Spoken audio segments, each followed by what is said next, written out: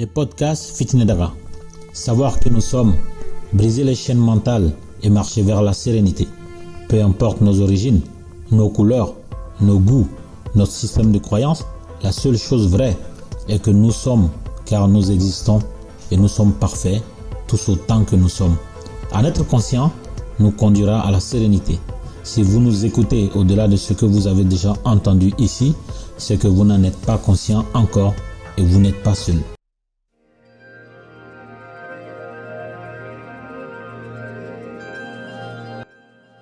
À la question de savoir qui nous sommes, beaucoup de réponses existent. La plupart des gens répondront, mais en réalité, nous n'en savons rien. Mais pour mieux comprendre pourquoi nous n'en savons rien, il faut retourner à l'origine. Avant nous, avant notre époque, des centaines d'années avant nous, des milliers d'années avant nous, ceux qui ont existé à travers leurs rêves individuels, leurs rêves de famille, leurs rêves de nation et le rêve de la planète. Un socle a été constitué. Et quand nous sommes arrivés sur Terre, nous avons été frappés tel un sort par ce rêve de la planète. La plupart des choses que nous revendiquons, nous n'y avons pas participé à la construction, à commencer par notre nom, notre prénom. On ne nous a pas consultés pour nous donner un nom ni un prénom. Notre lieu de naissance. Nous n'avons pas été consultés pour nous inscrire à l'école. Nous n'avons pas été consultés pour nous donner telle ou telle éducation. Tout cela nous a été imposé, car faisant partie du rêve de la planète. Cependant, nous avons donné notre accord, à commencer par notre prénom. Nous n'avons pas été consultés, mais nous avons donné notre accord pour dire que nous nous appelons Jean ou Ngolo. Et il faut multiplier ce processus-là par des milliers, voire des millions. Nous avons signé des accords tout au long de notre vie. Mais retournons à l'enfance quand nous naissons. Nous sommes tels des sauvages. Nous avons envie de mordre, nous avons envie de griffer, nous avons envie de casser des choses. Nous pleurons quand nous voulons. Nous n'avons pas de problème à être nus. Nous sommes comme des sauvages. Et petit à petit, on nous dit arrête de pleurer. Ne griffe pas un tel. Ne crie pas. Assis-toi ici. Arrête sinon tu vas tomber. On nous punit pour ce qu'on a fait de mal. Et on nous encourage pour ce qu'on a fait de bien. Et nous grandissons avec ça. C'est comme ça que notre univers et notre façon de comprendre le monde, notre façon de nous identifier, de savoir qui nous sommes est construit. Et la plupart des choses ne bénéficient pas de notre participation. Cependant, nous avons donné notre accord. Le type d'éducation que nous avons reçu, les lieux que nous avons fréquentés, les personnes que nous avons rencontrées, les personnes avec qui nous sommes entrés en interaction, nos amis, les choses que nous avons vues, tout ça constitue notre système de croyance. Et notre système de croyance est aussi impacté par le rêve de la planète. Le rêve de la planète qui a été constitué au fil des siècles, au fil des millénaires, par les rêves individuels, les rêves de la famille, les rêves du pays, les rêves de la nation et le rêve global de la planète impacte notre système de croyance. Et ce système de croyance va déterminer qui nous croyons être quand on nous pose la question « Qui es-tu ? Qui êtes-vous » Et donc il est très important de revenir au point de départ, de mettre le curseur sur l'ensemble des éléments constitutifs des choses auxquelles nous croyons aujourd'hui. La religion, nos goûts, nos couleurs, les lieux que nous aimons, le type de personnes que nous aimons, et finalement le type de personne que nous pensons être. À tous les éléments constitutifs de notre éducation et de notre conscience. En gros, tout ce que nous estimons comme étant la vérité, si nous n'avons pas participé à leur création, nous avons participé en donnant notre accord. C'est ainsi que nous revendiquons notre village, notre quartier, nous revendiquons aimer telle couleur, alors que dès notre enfance, on nous a habillés la plupart du temps avec cette couleur et finalement nous nous sommes sentis bien dans cette couleur, nous la revendiquons et nous donnons notre accord. Et c'est très important la notion de l'accord, car l'accord résume l'entièreté de ce que nous pensons être. Quand nous répondons à la question « Qui sommes-nous ?», nous faisons un listing des accords qui nous engagent. À commencer par notre prénom. Comment vous vous appelez? Je m'appelle Jean, je m'appelle Ngolo. On a donné notre accord à ce prénom auquel on n'a pas participé à l'édification. Des fois, on ne sait même pas ce que cela signifie. De la même manière, qui êtes-vous? Qui es-tu? Je suis le fils d'un tel. Mais ce tel, qui est-il à son tour? On n'en sait pas grand-chose. Et donc, une première partie de notre existence a été constituée d'une domestication. C'est-à-dire que nous avons été domestiqués avec des accords que nous avons signés.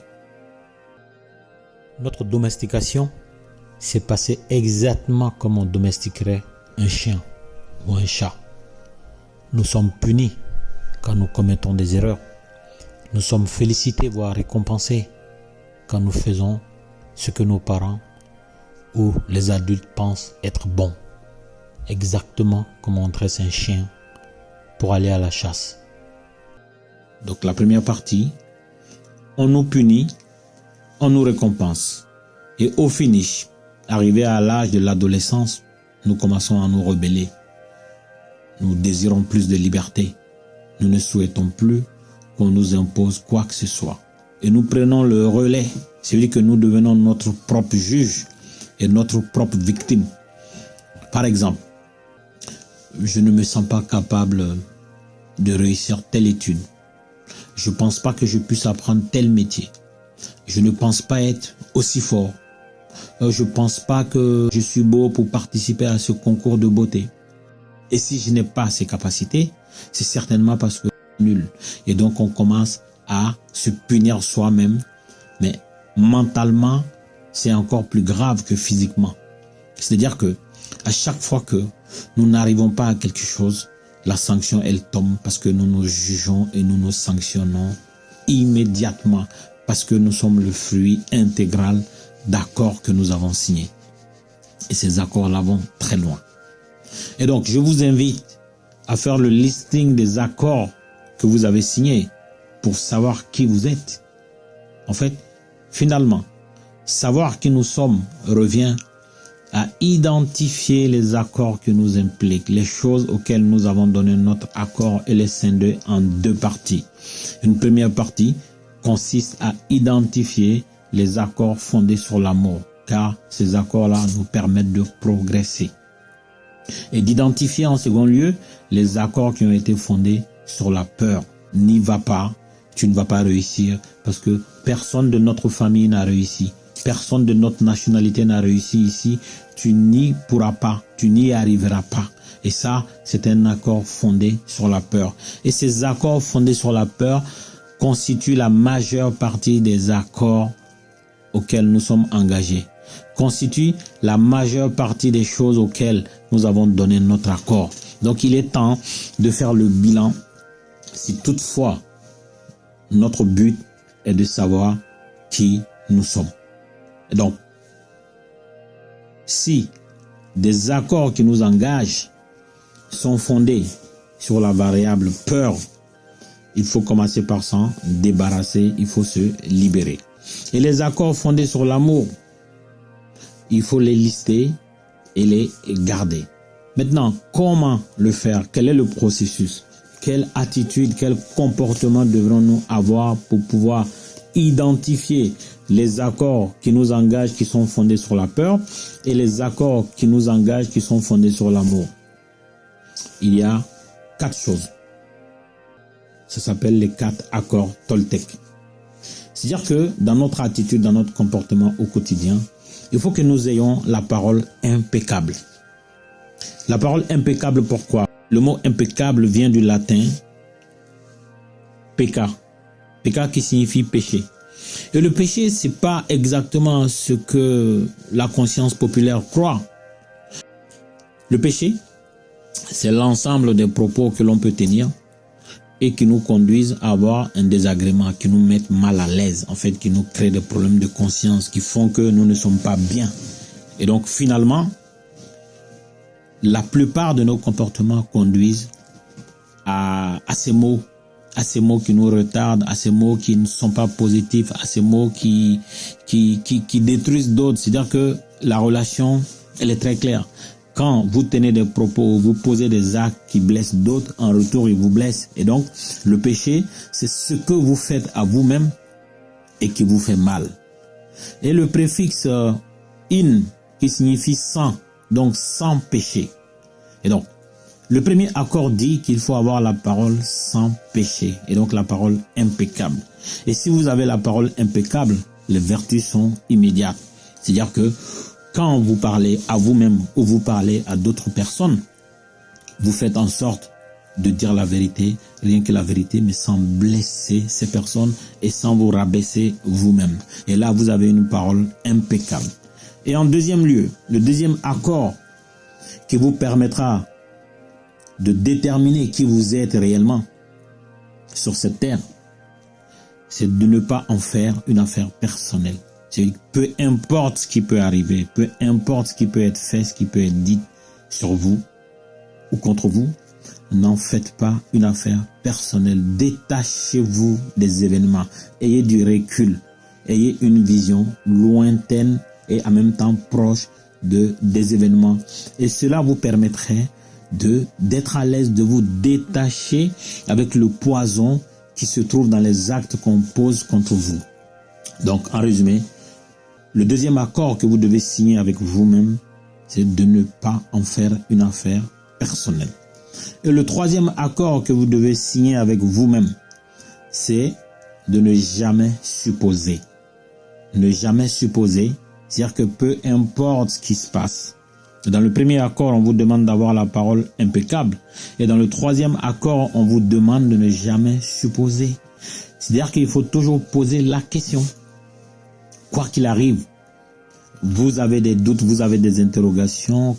Quand vous posez la question, vous avez la réponse. Ça vous évite de supposer. Parce que quand on suppose, on a forcément la mauvaise version. Et ça induit forcément à ne pas avoir la parole impeccable. Et également à en faire une affaire personnelle.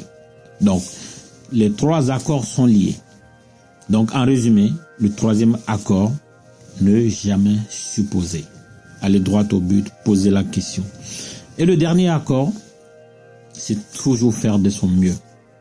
Et toujours faire de son mieux ne signifie pas avoir le même mieux tous les jours. Vous faites de votre mieux aujourd'hui pour monter des escaliers de 15 marches, mais vous vous arrêtez à la 13e marche. Et demain, vous refaites de votre mieux et vous vous retrouvez à la 14e marche. Après-demain, vous refaites de votre mieux et vous vous retrouvez à la 15e marche. C'est ça le principe de faire toujours de son mieux. Et ça permet de ne pas avoir de regrets, parce que les regrets, c'est l'une des choses qui constitue le plus grand poison de notre existence. Et donc, en résumé, le quatrième accord, toujours faire de son mieux. Et si je récapitule, pour savoir qui nous sommes, pour briser les accords fondés sur la peur et garder les accords qui ont été fondés sur l'amour, il y a 4 accords qu'il faut signer avec soi-même. Le premier, avoir la parole impeccable. Le deuxième, ne jamais en faire une affaire personnelle. Le troisième, ne jamais supposer. Et le quatrième, toujours faire de son mieux.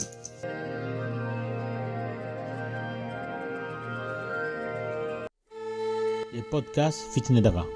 Savoir qui nous sommes, briser les chaînes mentales et marcher vers la sérénité. Peu importe nos origines, nos couleurs, nos goûts, notre système de croyances, la seule chose vraie est que nous sommes car nous existons et nous sommes parfaits tous autant que nous sommes.